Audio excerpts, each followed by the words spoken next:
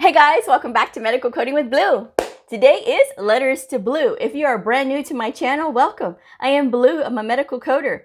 Every week I take some of the letters that have been submitted by viewer comments through emails or from Instagram, and I roll it all into one episode to give you guys an extended type of Q&A, but it's more letters based. So if you have a letter that you would like to submit, or if you have a story you'd like to share, let me know. Comment below or send me an email. I will include my email address in the description box below.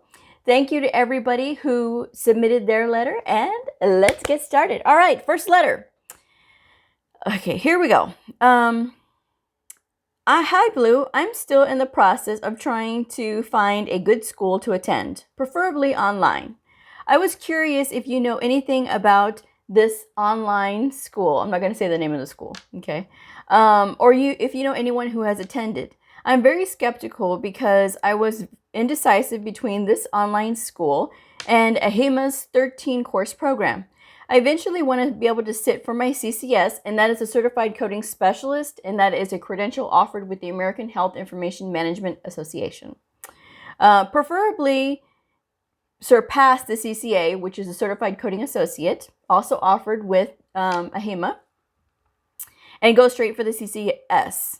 This online school claims I will be able to sit for the CCS right away, but AHIMA only prepares you to sit for the CCA. I emailed AHIMA over a month now with some questions, and they still haven't gotten back to me.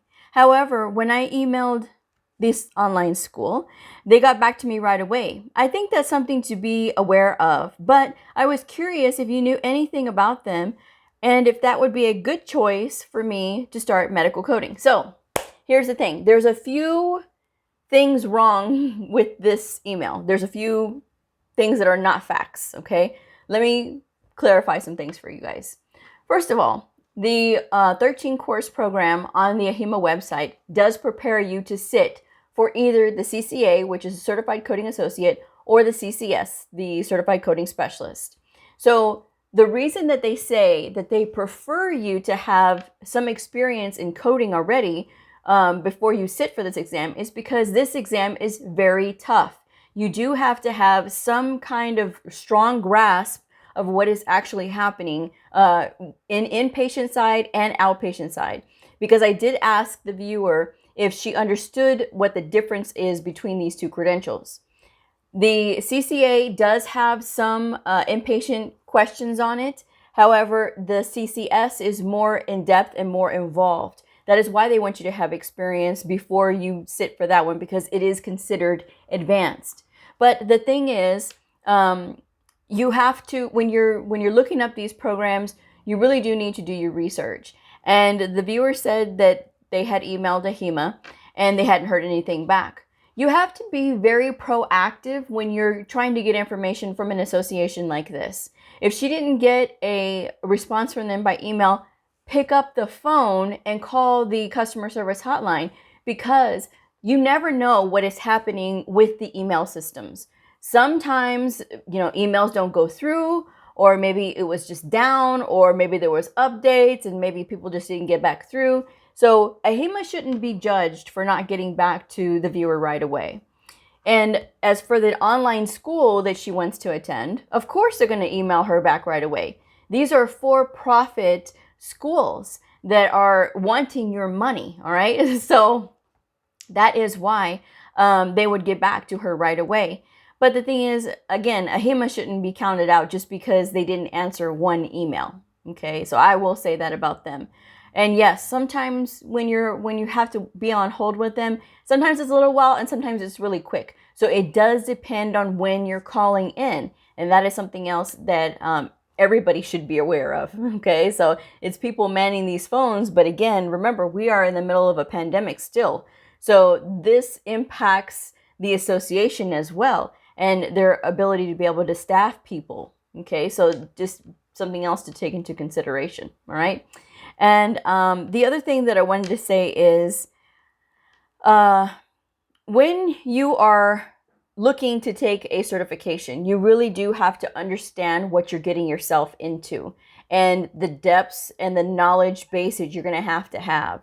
So always try to do your research beforehand.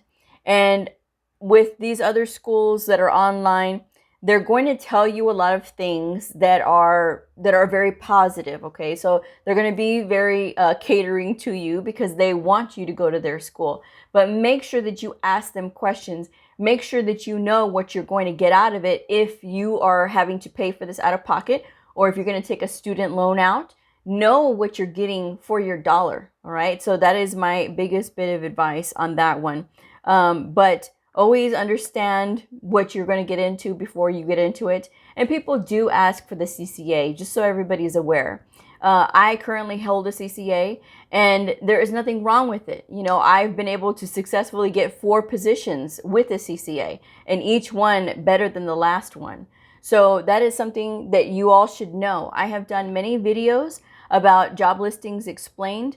And there's a lot of misconceptions about the CCA, and people will say a lot of things. They do a lot of trash talk. To me, if you do your research and you look in your area for medical coding positions, you will see that there are employers that do accept the CCA. There's nothing wrong with the CCA. Okay.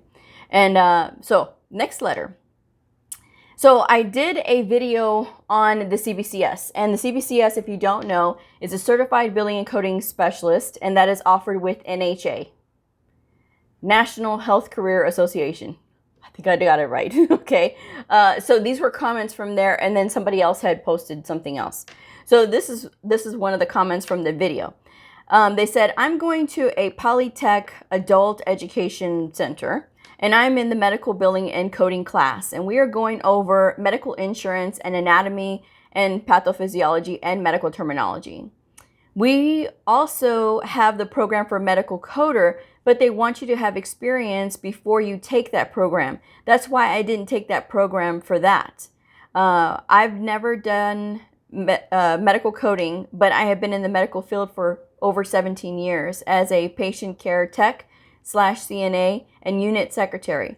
I definitely didn't understand what we were actually sitting for. I thought we would be able to become a medical coder. Thank you for your insight. And another comment was, I spoke with an online platform about their CPC course, and I was told that because I have no experience in the medical field, I cannot take the course yet. They suggested that taking the CPCS course first. Does this make sense? In your prior video, I believe that you mentioned that many employers are not looking for the CBCS certification. All right, here's the deal. CBCS is a Certified Billing and Coding Specialist. Now, it has Certified Billing and Coding Specialist in the name, right? So you think, oh, well, I should be able to be a coder if I sit for this. And there's a lot of programs that offer this as a voucher, or it is free or included in their program, that you'll be able to take this and have these credentials after your name. So people not knowing the deal, right, will say, oh, okay, well, I'm taking a medical billing and coding course and I'm going to get the CBCS. Employers are not looking for a CBCS when it comes to looking for medical coders. When they are looking for medical coders, medical billers and coders, they are looking for AHIMA, the American Health Information Management Association, or AAPC, the American Academy of Professional Coders. They are looking for people to be credentialed through one or the other. They are not looking for the CBCS that I have seen. And I have done many job listing reviews, and I have yet to see anybody ask in a medical coding position for a CBCS. The problem with the CBCS is this. It is a billing certificate. It is a billing certificate, and you do not have to be certified to be a medical biller. Now, they're saying that in the comment, she said that we're going over medical insurance, anatomy and pathophysiology, and medical terminology. What is missing from here?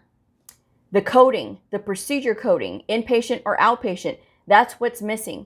When people go to sit for the CBCS, there is no books involved. This is a problem. You have to have your coding manuals when you are sitting for a medical coding certification. If you want to be a medical coder, you have to be able to know how to use the ICD-10 CM manual, the CPT or current procedural terminology manual, the HCPCS manual. If you're doing the inpatient side, you have to know the ICD-10 PCS manual as well. So these are the manuals that you have to know. If your program is not teaching you these, if you don't know how to use the book when you've completed your program, there's the problem. So in order to be able to sit for the CPC or to sit for the CCA or to sit for the CCS, you have to be able to use your manuals. So if you are in this program right now, if they're teaching you, anatomy and pathophysiology and medical terminology, that's great. You still need that. You still need that. And of course, going over medical insurance does not hurt, but you still have a long way to go when it comes to learning medical coding. You can learn medical coding on your own. I do have a video that lists the independent sequence. And if you're going through this independent sequence, it'll take roughly a year. Of course, if you are more advanced than others, of course, you can shorten the time because it's all broken down by weeks. And these are just suggested weeks that I came up with because when I went through my medical billing and coding program, I remembered how it was formatted. And then, of course, I added in other things like websites that are helpful and all of these other things that may be able to help you if you are going to go the independent study route. So that would be what I would suggest if you are currently in this program and you want to be a medical coder. That is something that you could do aside from going to the associations themselves. As far as like a actual online school other than the associations themselves, I can't really recommend anybody because, and I know that sounds bad, right?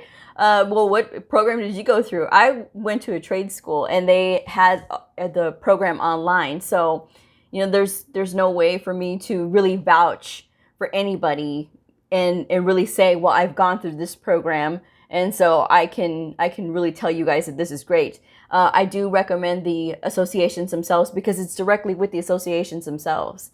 I've seen so many of these online schools charge upwards of $20,000, $25,000. Some were $30,000 for a medical coding credential program. That's a lot of money, folks. When you can go to the associations themselves and get it for a fraction of the cost. It's like less than $4,000 for either one, give or take, less than. So, you know, that is something that there's so much out there, I know, guys. But that's why I try to tell you guys all the time. And I feel like sometimes I'm like, oh my gosh, I hope they don't think I'm being a broken record. But I want you guys to know that there are alternatives to getting into studying and sitting for your certification exam. That's the great thing about medical coding is that you don't have to go through any formal education, right? In order to just get credentialed and then get your start in the industry. Many of us have either a high school diploma or a GED. So that is something else to know too. And you don't have to have a college degree in order to get into medical coding. That's another thing to know. All right, so next letter. Here we go. It says, "Hi, Blue. I'm in school right now for medical coding, and I was wondering what it is that you have to study to keep updated throughout your career. And how do CEUs work? CEUs, or continuing education units, are sort of like virtual training through AHIMA, right? I noticed that you advise on your channel to study every day, even if you're hired and working." Yes, I do. Yes, I do recommend that you continue to study. We as medical coders have to know what doctors know while never having gone to medical school. Most of us go through, if you're going through a program, a legitimate program that is like a legitimate, meaning that it's at a good pace, not a rapid pace program, right? A good pace program is 9 months, 12 months, or 18 months. That's reasonable in order to get your foundational knowledge going. Sometimes there's programs out there that are 4 months or 6 months. That is entirely too fast. If you're trying to get through that quickly, you're going to miss a lot of things, especially if you have no prior background. Yes, when I went through school, it was self-paced. It was supposed to be 9 months, and I made it through in 6 months. But I like to study, so there's that. And I'm a reader, and that also helped me. So if you have those skills, then potentially you can make it through quickly, but it's a lot of determination, and it is a lot of studying. Again, we have to know what doctors know while never having gone to medical school. We have to be able to interpret medical documentation and understand what these words mean and understand the context of these words, because doctors will not use your standard book language, okay? They're going to use whatever they know. They're going to use their colloquialisms. They're going to use how they've learned. And because of this, sometimes if a seasoned coder or a brand new coder doesn't know to look up things, it can make it more difficult. So that's why I always recommend that you continue to study. I've been in the field for over 10 years and I'm still studying every single day. So, and whether it's just reading articles about disease processes, because I still read the New England Journal of Medicine, or if I'm like watching a video on a surgery, that's considered study time to me. So with that said, yes, I do recommend it. It's everything. As far as what are continuing education units or CEUs, when you are in an intellectual field like us, right, you have to be able to maintain your credential by continually staying educated, all right? So they do have classes. The associations offer their classes. Some employers will offer continuing education unit classes as a benefit of employment. I do have this at my facility where I don't have to pay for these continuing education units because it's included in the package, right, of being employed at my employer for my employer. So when you do that, you have to report, and it's a 2-year period where you have 2 years to get however many continuing education units you are supposed to get. And credentials are different in the fact that they require a different amount of continuing education units. And it just depends on which one you have, and it depends on how many credentials you have, because if you have multiple, then the number changes, right? And these continuing education unit classes or courses can be for different things. It can be for a variety of things, but it will let you know this class is worth 1 continuing education unit with AHIMA or AAPC. And sometimes it'll say this is approved with AAPC for 1 or 2 continuing education unit hours.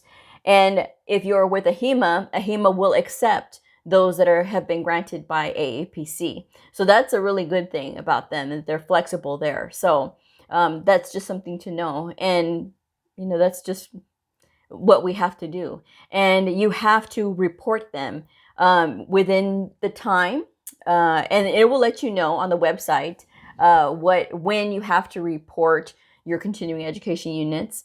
And when you do that, then you're good for the next 2 years, or however, when your cycle ends, you'll be able to renew again. And that's what those are. And then it starts all over again. This is to ensure that you are continually staying educated with the latest of what's happening. And again, it's your choice, whatever continuing education units are available, as long as they are approved with one of the major association bodies, either AHIMA or AAPC, so, you could always look around and see if there's anything that interests you.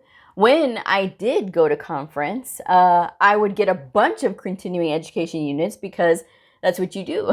That's what you get when you go to big conferences. It's a couple of days, few days, and you get to go to different classes and you get your continuing education units that way. So, that's always a fun way to get continuing education units. Some people will go to conference every other year. And so that way they can just get it all at one time. And, if they're spending their money to do it, it's a great way to spend your money and have a good time. And sometimes your employer will give you a stipend to be able to do those kinds of things. It just depends. If they're offering them to you for free at your workplace, they may not do that. But if they give you an allowance for it, then, that's what you have to spend it on. So that way you can be able to maintain your credential. If you're not doing this, then your credential gets revoked, right? Because you're not keeping up with it. And then you'd have to take your certification exam again after you've gone through all this process, of them telling you, hey, you need to report your continuing education units. So that is something to keep up with. And it's so important because you never want to get to a point where you lose your credential because you didn't do what you were supposed to do. Okay, so there are many places that do offer free continuing education units for medical coders, but you have to look for them. And there's a lot of them online. I'm not going to list any because there's so many online. But there are some that are low cost. There is that as well. So if you are not working yet and you still need to get your continuing education units, try to look for the free ones or try to look for the low cost ones. Okay, so I think I have time for one more. Hi, Blue. With AHIMA or AAPC, are they mostly self-study? Knowing myself and the fact that I don't have any medical background, I am also old school, so I prefer the classroom setting. Should I go that route or go to an accredited online school where they have instructors? I'm trying to scratch off trade school based on your advice, and I don't want to spend that much without knowing if I will like it for sure. Thank you in advance for your input. Okay. There's no way to tell, right? Unless you talk to the school or talk to the students, how engaged that school is. Again, there's no way for me to recommend an online school because I haven't been to any of them, right? And when it comes to the accredited online schools, you got to be careful because they'll say, yeah, we're accredited, but it may be for the wrong one. As long as they are training you for either AHIMA or AAPC credentials, then you're good, all right? If they are not, then that is not the program that you are looking for if you are wanting to be a medical coder. So, and too, with the online instructors, you never know because all instructors are not created equally, just like all medical coders are not created equally, okay? That's why I recommend that if you're going to go to an online school, try to talk to the instructors, try to talk to some people. That way you can get a feel and get to know what you're going to get for your dollar. So that is really important, especially before you sign on that dotted line. And especially before you take out a student loan, okay? Know those things first. Know your alternatives. And if you need help, there's tons of tutors out there. I'm on LinkedIn and I see a ton of them. I am a tutor myself. So I am based in the outpatient setting. So that is where my strong suit is. So I know enough on the inpatient side to get around, but I'm not as confident with that as I am with the outpatient side. So I will leave my rates in the description box as well. And it's very reasonable. So if you're interested in that, check below. All right, so I'm going to wrap this one up. Thank you guys for joining me. And I will see y'all on my next video. So if you're a medical coder, a medical coding student, somebody curious about the fascinating world of medical coding, a provider or a nurse, I invite you to like and subscribe and follow me on my journey in medical coding. I will see y'all next time. Bye.